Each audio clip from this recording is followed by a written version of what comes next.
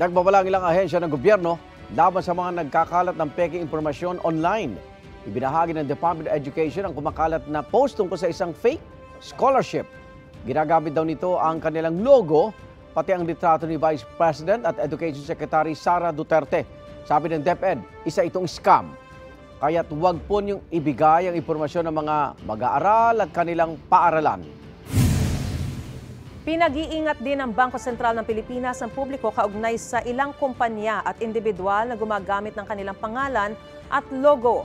Partikular daw dito ang SK Pulse Mining Corporation.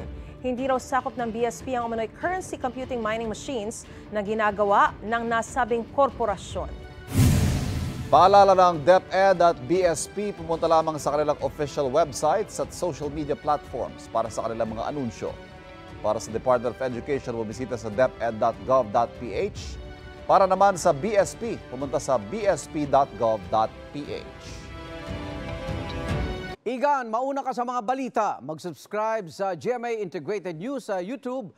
Sa mga kapuso abroad, subaybayan nyo kami sa GMA Pinoy TV at sa www.gmanews.tv.